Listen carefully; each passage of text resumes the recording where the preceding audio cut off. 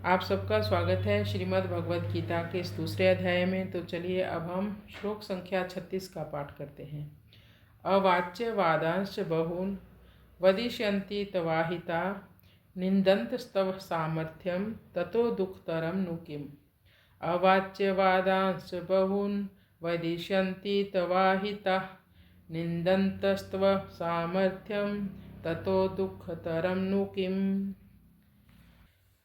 अवाच्य जो नहीं बोलना चाहिए, वादान जो बोलेंगे, क्या बोलेंगे।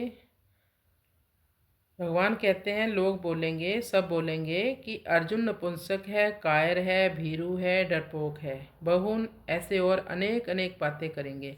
वदिष्यन्ति बोलेंगे, कौन? तवाहिता जो तुम्हारे अहित करने वाले हैं, तुम्हारे जो शत्रु हैं वो तुम्हारे बारे में ये सब बोलेंगे। और जब तुम्हारे सामने लोग ऐसी ऐसी बातें करेंगे तो क्या तुम सहन कर पाओगे? नहीं कर पाओगे। फिर तुम युद्ध करोगे, क्योंकि वो तुम्हारे स्वभाव में है, क्योंकि क्षत्रिय युद्ध किए बिना नहीं रह सकता और ना अपमान सहन कर सकता है। तुम्हारे सामर्थ्य की लोग निंदा करेंगे। इससे बड़ा दुख क्या होगा तुम्हें अर्जुन? दूसरे कुछ बुरा भला कहें उससे पहले ही तुम धर्म के लिए युद्ध करो, और जो तुम्हें ये अपने आप प्राप्त हुआ है धर्म में युद्ध। तुम्हारे शत्रु बहुत से ना कहने योग्य वचन कहेंगे और तुम्हारे सामर्थ्य की निंदा करेंगे। तुम्हारे लिए इससे दुखदायी और क्या हो सकता है। तो अर्जुन यहाँ पर कहे कि नहीं नहीं, मैं सब सहन कर लूँगा, चाहे ये मुझे कायर बोले, भीरू बोले, लेकिन नहीं, कहने और करने में फ़र्क होता है। क्योंकि भगवान श्री कृष्ण ने कहा था कि देखो, तुमने तर्क दिया कि तुम भिक्षा मांगकर जीवन निर्वाह कर लोगे। ऐसा तुम नहीं कर पाओगे अर्जुन, क्योंकि तुम जन्म से ही क्षत्रिय हो। तुम कभी किसी के आगे भिक्षा नहीं मांग सकते।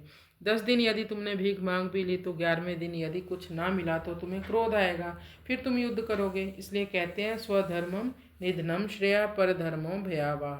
दूसरे का धर्म पालन करने से हमारे मन में भय उत्पन्न होता है। तो हमारा स्वधर्म क्या है, इसकी चर्चा हम 18वें अध्याय में भी करेंगे, तब हम इसका विस्तार से वर्णन करेंगे।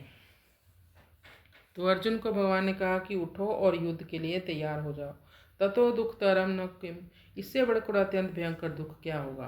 क्योंकि यह देखा जाता है कि जैसे मनुष्य तुच्छ आदमियों के द्वारा तिरस्कृत होने पर अपना तिरस्कार सहन नहीं कर सकता और अपनी योग्यता से, अपनी शूरवीरता से अधिक काम करके मर मिटता है, ऐसे ही जब शत्रुओं के द्वारा तेरा सर्वथा अनुचित तिरस्कार हो जाएगा तब उसको तू सहन नहीं कर सकेगा। तो पीछे के 4 श्लोकों में युद्ध ना करने से हानि बताकर अब भगवान आगे के 2 श्लोकों में युद्ध करने से लाभ बताएंगे कि इस धर्म में युद्ध से तुम्हें क्या लाभ होगा। तो हरि शरणम